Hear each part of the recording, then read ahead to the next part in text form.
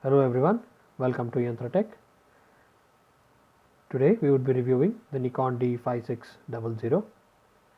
As part of the review, we would be going through the specifications of the camera, have a look at the options and buttons that are available on the camera. We'll have a look at the image and video quality and do a field test. So the specifications of the camera go like this. This is a DX format, that is a crop frame camera, as compared to the FX format, that is the full frame camera available from Nikon. This has 24.2 megapixel APS-C CMOS sensor. 24.2 is the effective megapixels here. Exceed 4 processor. This comes with the ISO range of 100 to 25,600. It has 39 autofocus points, with 9 of them being cross type. This has time-lapse movie recording.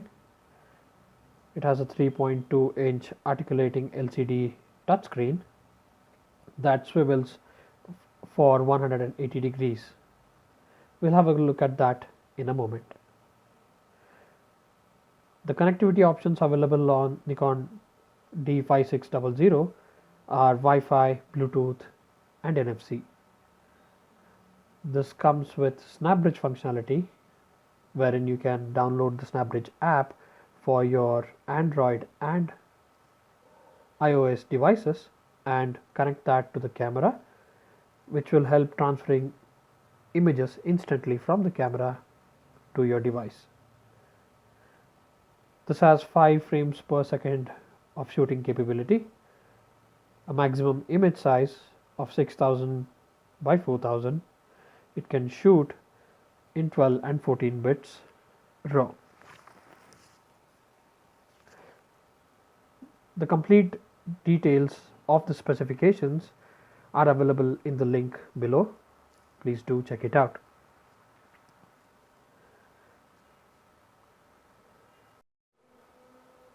Let's start up the camera. So you need to mount your lens onto your body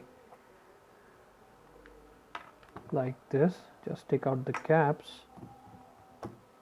Next, there are dots provided on the lens and the body, which you'll need to align like this, and then turn the lens till it clicks. This means the lens is now secured on to the body. Next, let's pop in the battery. There are pins here, as you can see, which need to be aligned to your battery this way. Just give a gentle push.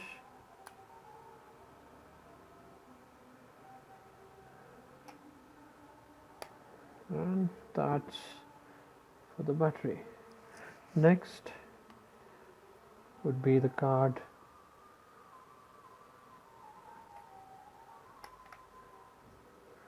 Let me quickly show you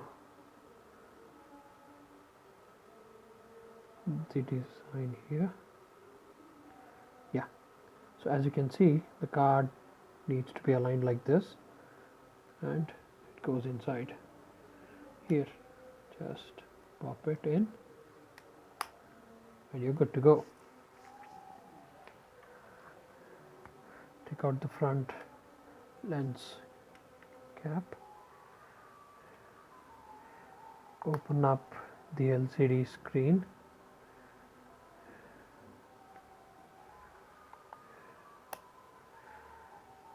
This is the on and off button. Just push it to on, and this is the screen. So this is the screen, and as you can see, we have a message called lens retracted. That's because the lens is in retracted position, Let's put it to the minimum length for now and leave it there. Let's go over and have a look at the various buttons that are available to us here. So this is the flash button. What this does is it opens up the inbuilt flash. When you use this along with the command dial, that is, you press this and change the command dial, it also helps you change the flash mode. So this, you can change it to whatever you want quickly. This is the function button. By default, it's programmed to change the ISO. So you again use the command wheel while you're pressing the button and it changes the ISO. This is a reprogrammable button. There are other options available for reprogramming this button as well. This is the lens release button. Let's retract the lens, switch off the camera, and yeah, so you press it and you can take the lens off. It's secure back right now. This one is the release mode button. So when you press this, as you can see, it goes to the release mode and you can change the kind of mode. It's single frame, continuous low, continuous high, quiet shutter release, self timer, and you can set it with that. This is your stereo mic. This is the hot shoe. Hot shoe is used to mount external accessories like external flash, external microphone, and few other things which are available.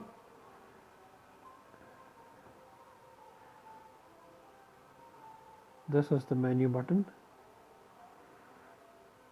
Takes you to the menu. We'll go through this in a minute.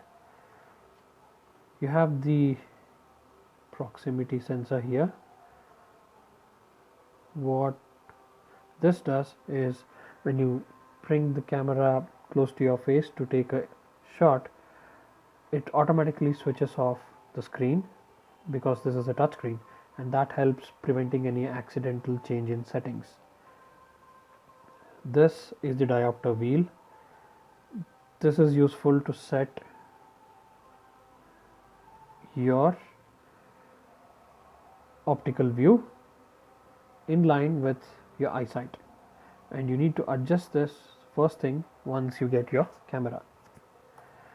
This is the info button, takes you to the regular screen.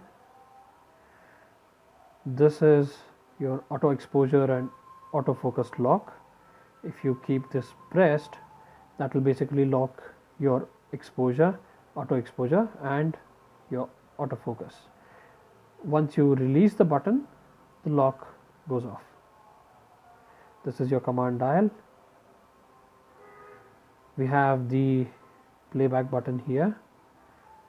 Once you press it, you go to the last image that you have captured. Now if you press I is like a shortcut menu. This takes you, or a quick setting menu. This takes you to a menu where you basically can change your settings. Let me quickly show you the touchscreen functionality here as well. ISO. So you have the whole range here till 25,600. This is the wheel, used in a lot of options, comes very handy. This is your zoom in and zoom out. Zoom into the image, zoom out of it, and this is the delete button. This will basically delete image or video that you choose. So this is the mode dial. This helps you select the kind of mode that you want to shoot in. M stands for manual. A is aperture priority, where you set the aperture, and the remaining settings will be set by the camera accordingly. This is shutter speed priority, where you can choose the shutter speed, and the remaining settings will be done by the camera. So these are kind of semi-auto modes. Program mode, scene mode, FX mode, you can choose the kind of scenes and effects that you want to shoot in. Auto mode is complete auto mode, where everything is done by the camera, and this is you basically just shoot. This is the no flash mode. What we have here is live view. So if you press this, let's open up the lens, and if you press this goes into live view.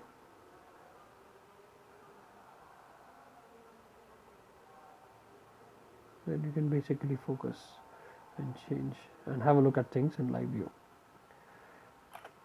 You press this again, the live view goes off. What we have here is the recording button for video recording, and this is the button for the exposure compensation. So as you can see here, if you hold that and change the command dial, you can change the exposure and correct it as needed. Right. So let's have a look at the menu options.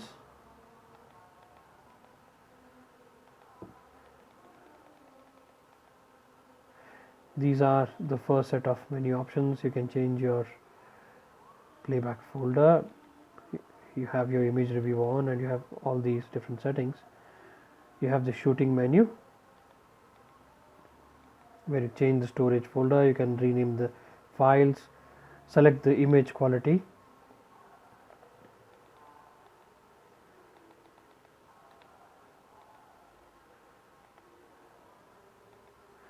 The custom setting menu.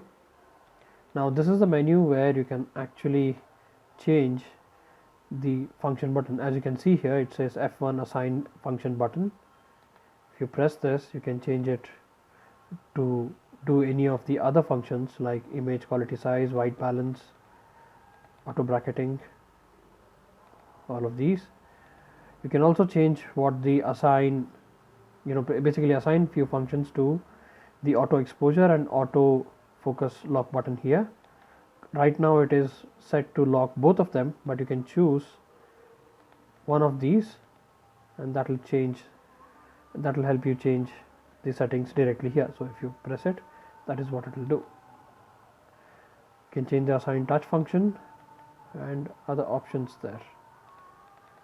We'll not be going through the entire menu, but these are just some quick look at what options are available. You can format your memory card directly from here, which is something that is recommended every time you copy your media back onto your system or a backup, and then you would want to do this because that will help keep everything in proper order, and that will help with the performance of the memory card. You have the time zone and date.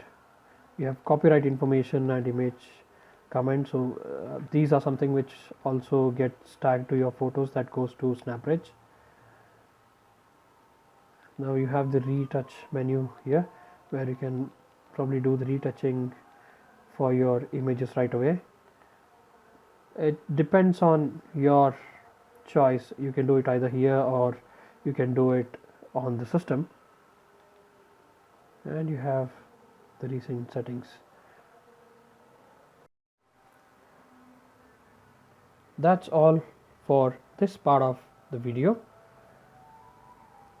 Do check out the follow-up video where we would be following through to the remaining part of the review and have a look at more options, the image and video quality, and a small field test. Thanks for tuning in. Take care.